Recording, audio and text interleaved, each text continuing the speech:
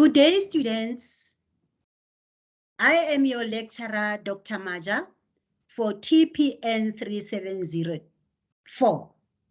This is an exit module, and then I hope you have learned a lot from level 1, level 2, level 3, and this is level 4, which it is an exit module for your teaching practice.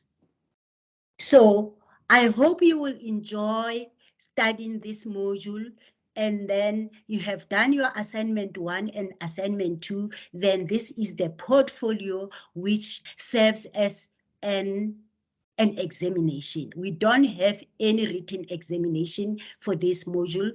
The portfolio serves as an examination. The due date for this assignment is the 30th September 2022. And then it is an intermediate phase module, meaning that is grades 4 to 6, not for senior phase, please. You need to teach from grade 4 to grade 6 only. And then you are only given an opportunity to teach the EMS in grade 7 if you wish so.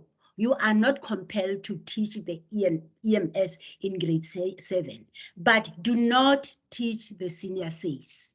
I'm stressing this because I've got a lot of complaints or even, questions asking whether can you teach in the senior phase or in the FET. Remember that when you register for this module, you register for intermediate phase. So you need to stick to the intermediate phase teaching practice, which is grade 4 to grade 6. And this assignment contributes 80% towards your final mark. And then it focuses on the lesson plans and the school documents. As I've indicated, the due date is the 30th September. And the subject to teach for this portfolio, you need to teach home or first additional language. If you have you have chosen a home language, meaning that you are not going to teach first additional language. For example, let's say you have chosen English as first additional language, meaning that you are going to teach 2 lessons for this first additional language. Lesson 1, give it your own topic. Let's say maybe is teaching about the prepositions. Then the lesson 2, the topic will be different from the lesson 1. Let's say maybe this time you'll be teaching about the pronouns. That is your first additional language. And then for the first chosen school subject, you need to choose between the subject that I've indicated. Maths, social sciences. Social sciences, remember, that is the combination of history and geography. And natural sciences and technology. Life skills, and life skills consist of creative arts, physical education, personal and social well-being. And EMS in grade 7.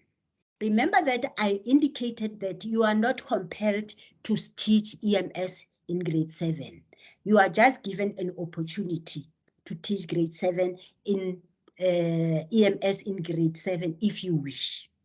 Then let's say, let's take for instance, you chose to teach a social science as the first chosen school subject.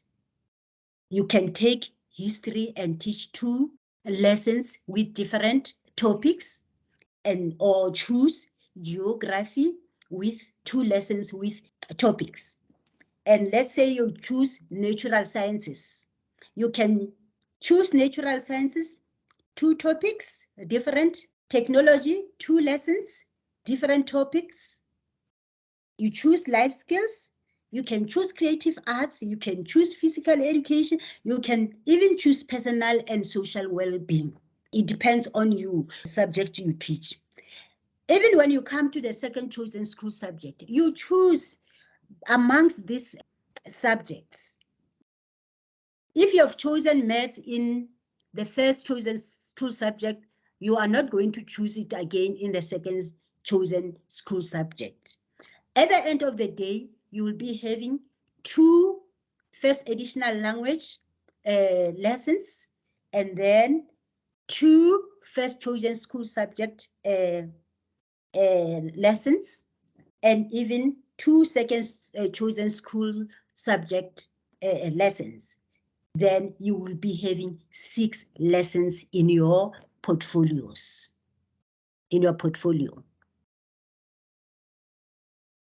Aims of the lesson. I will give you an example of writing an aim of the lesson. For example, you start by writing to teach, and remember that the aim is broad. It's not like objective. You will start your aim writing like this: to teach learners to read with understanding through the reading process. Let's say that is for first additional language or even home additional language. You start reading like this. You are teaching your learners the reading process. This is just an example. Then in mathematics, you want to teach your learners the fractions. Then your aim will be, you will teach learners to write equivalent fractions so that they can add fractions. Then let's say in your natural sciences, you want to teach heat on metal, heating the metals. Then your aim will be to teach learners the actions of heat on metals by way of an experiment. So these are just an examples of how to write aims of the lesson. Then objectives of the lesson. After you have written your aims, you need to write the objectives of the lessons. Then your objectives will not be written like an aim. Then this, your lesson now. You come to the object into this specific lesson. You want to see what you are going to achieve at the end of the lessons after you have taught the lesson that you have prepared. Then you will say, at the end of the lesson, I want to see my learners being able to use the reading process in order to understand the story, to write equivalent fractions and add fractions, or to heat on metals by way of experiment. And then there are declaration forms in the portfolios. And these 3 declaration forms, they need to be signed by you, by your mentor teacher, by your school principals, and put the school stamp. If you submit your portfolio without these declaration forms, meaning that you didn't go to school, because there are other students who are cheating. They think that they will just get the qualifications before or without going to school for teaching practice. So if there are no 3 declaration forms, it will show that you didn't go to school. Or maybe you've got declaration forms, but they are not signed by the mentor teacher or even the school's principal or even the school stamp, meaning that you didn't go to school. So you must make sure that these declaration forms are there. They have been signed by you, the mentor teacher, and the school principal, and the school stamp. You put the school stamp there. And then for the lesson plans, you need to fill in the general information. You need to write your aim the way I have explained it before. You write your objectives and then start with learner's will, as I've indicated before. From there, you write down the teaching methods you will use during the lesson. Don't forget that. And then your teaching method must suit your aim, meaning that they should go together. You cannot use the teaching method that is not within your aim. And then you also need to explain why you choose that particular method. And then during the introductory phase, you need to explain there is a space for that. How will you get the learners ready for what you want them to learn? For example, you want your learners to read a story about doing shopping on Saturday. So, meaning that you need to prepare for the lesson by having teaching aids. And then your teaching aids must suit the lesson. And then learners may, you may let the learners to role play doing the shopping. And then you engage your learners with live demonstration, not only asking the questions. Remember that the role playing is very much effective for learners, more especially in the intermediate phase. They enjoy doing that, and then they really learn much when they role play what they are going to learn, not only by asking questions. And then there is a space where you have to write, how long will this activity take? And which questions will you ask? Then the main part of the lesson is activity 1. How long will this activity take? My students, remember that each and every question has its own marks. Do not write not applicable, please. When you write not applicable, meaning that you are losing marks. So you've got a long time to be at school. For 5 weeks period, you need to make sure that every day you work on your portfolio so that you can get better marks at the end of the year. So answer all the questions that have been asked. You can divide learners in group pairs for pre-reading. That is your first method, what you will be doing in the classroom so that your learners can understand the reading that you are going to conduct. And let them look at the picture and the book cover and guess what the story is about. You also tell which question will you ask there. You write them down. While you are doing that, you will also have to give me what will the learner be doing during that time. That is the learner's activity. And then what the learners will be doing. That is the main part of the lesson. Activity 2, how long will this activity take? Remember that this is within one period. Maybe you'll find that you've got a double period for this. You'll have activity 1 and where you group them first, and then now you can read or let learners listen to the recorded story. That is a podcast. And remember that you need to integrate technology in your lesson. Learners like technology and they learn better when you use technology. You can record yourself in that podcast reading, and then you record that story, and then in the classroom you just switch on your recorded story so that learners can listen. Let them listen to the story maybe 2 to 3 times so that they can understand and get what is said in the story. And then when they are reading or whatever, and not using the podcast, or maybe when they are reading the story in the book, you can let them underline the new words and let them work in groups to discuss the words and questions. And then down there, you write which questions you will be asking the students or the learners. And then on the other side, because your portfolio is divided into 2 parts, yes, I've given the 2 columns there. You write what the learners will be doing. What will the learners do and say during that activity? Activity 3, you also write how long will this activity take. You can let learners to retell the story in their own ways and let them work in pairs to answer the questions. Those questions should be written there. And also on the other part, where you also tell the learners activity, what will the learners do and say. And concluding the lesson, you can ask the learners a quick quiz or the class discussion. Learners ask each other questions, and then you also write how long will this activity take place, and write down the questions that you will ask. And then the other side of the column, you write the learner's activity. What will learners do and say? Then the assessment activity. Explain and include or attach the activity.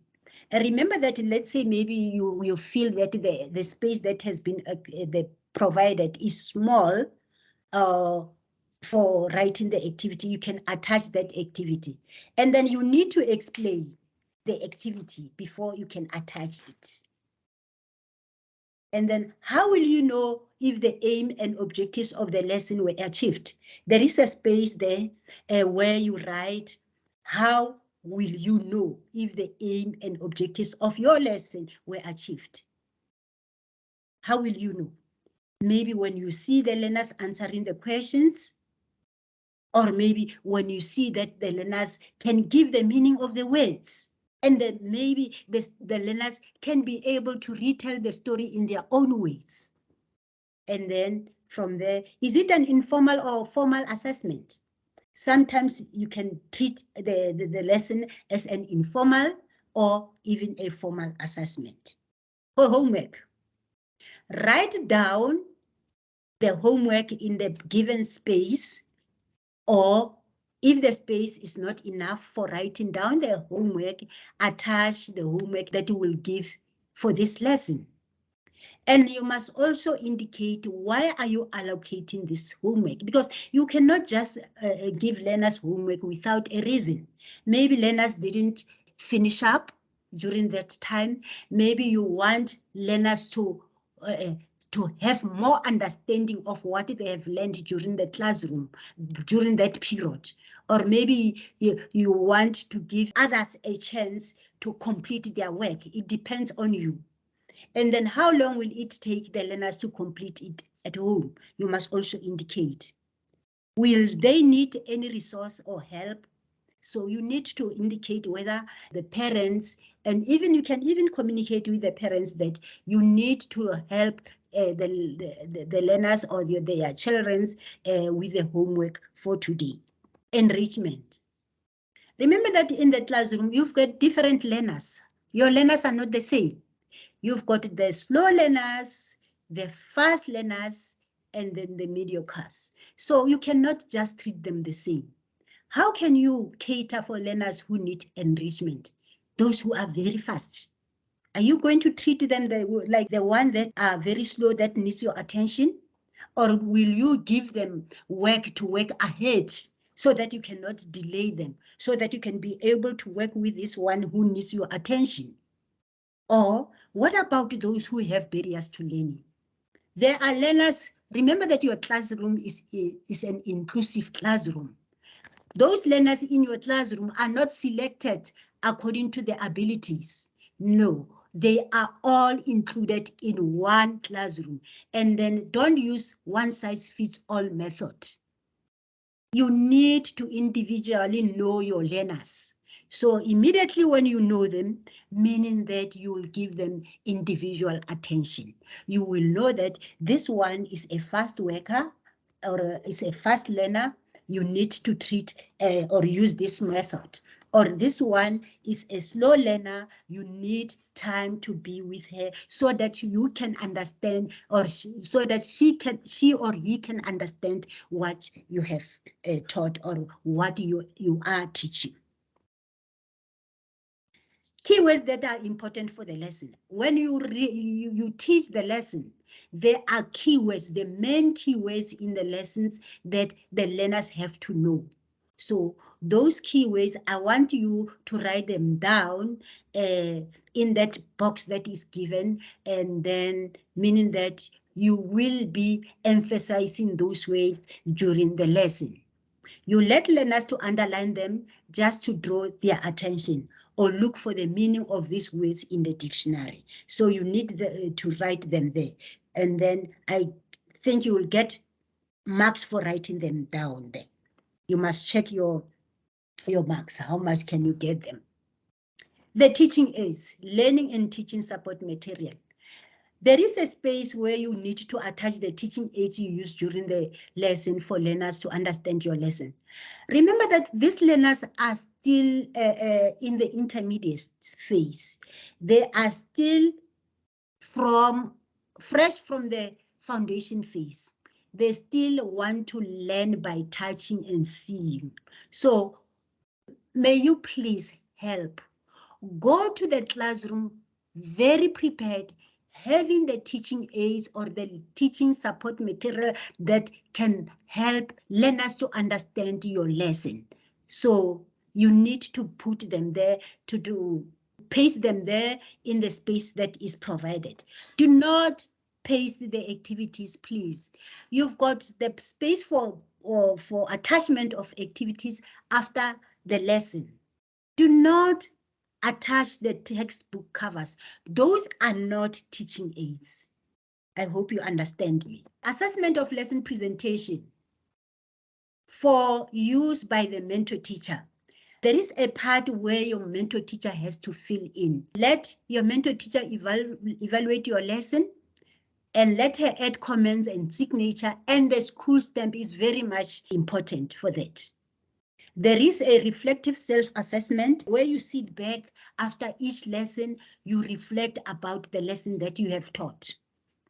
And then you answer all the reflective questions and do not write not applicable. Those reflective self-assessment questions have marks. So you need to write the answers in full so that you can get better marks. Observation of school activities, section A. You need to observe and comment on the following aspects. You observe what is happening in that school where you have been placed. You observe the disciplinary protocol followed at the school. You observe the extramural activities. Let's say maybe there are extramural activities on Wednesday. There is time where you have to go for sports or maybe for whatever. Music activities is there. Any extramural activity you need to observe and then write there. And then vision and mission of the school. Write down the vision and mission of the school. The classroom environment and diversity of learners. How is the classroom environment where you are teachers, and how are the diverse learners in the classroom? Are they learners grouped according to their abilities, or are they mixed as a mixed ability in one classroom? Because you'll find that in some schools, they put learners' abilities. They put learners according to abilities in classrooms. It depends on schools. And then 2 photographs of learners. Do not show learners' faces, please, because you didn't have the consent forms from the parents. But I just want to see 2 photographs of learners. You can take their back, or you can take, to show that learners are there in the classroom, but not showing their faces. And then you need to give the policies that are in place in schools. There are a lot of policies in the school. Give those policies. There are HIV policies. There is school attendance policy and other school policies. And also indicate how a staff meeting is conducted. I think in that school you are placed in, you are allowed to attend the staff meeting. If you are not allowed to attend the staff meeting, as some of the schools do that, you can ask your mentor teacher to explain how is staff meeting conducted in that school. Section B, you have to explain how you organize your teaching file and describe how you manage and control a class during your teaching. Explain how you would conduct school assembly if you were given the chance to do so. And name the extramural activity you might manage and explain how you would manage it. And explain how you handle bullies in your classrooms. There are bullies in the classroom. So I need that explanation, that how can you handle them? The mentor teacher has to assist you in understanding these documents. But at this stage of exit module, the teaching practice 4, I expect you to know this. The annual teaching plan, you need to explain it. What is ATP? The program of assessment. When do you give these learners the program of assessment? If that school is not doing the correct thing, or maybe they do not give the learners the program of assessment at the beginning of the term, so you need to read about this and know that the program of assessment has to be given to learners at the beginning of the term so that they can prepare for the tests or the assessments that will occur during the term, so that even the parents can assist with the assessment. And the next point is learners attendance register. You need to understand the learners attendance register. What is summary register? Asset register. The teacher, the mentor teacher will also assist in these documents. Curriculum and assessment policy document. This is very much important. You need to know it. That's why in assignment 1, I have indicated that this is the base. It's a policy that you need to know so that you can be able to teach in the intermediate phase. The period register and teachers attendance register. Interaction with diverse learners. That is another activity. You need to interact with your peers in the discussion forum or the WhatsApp group and share how you interact with diverse learners. Here is a platform where you share ideas. You can also go to the Moodle platform. In the announcement, I created a forum where you have to interact with your peers and then share the ideas on how you teach in the classroom. And share the interactive teaching strategies you use to teach your specific subjects. And choose one of the strategies you indicated above and explain how you use it in your teaching. And then reflection on your teaching practice. Answer all open-ended questions to the best of your ability. And please give as much information as possible because this activity carries a lot of marks. Thank you very much. Good luck for your exam.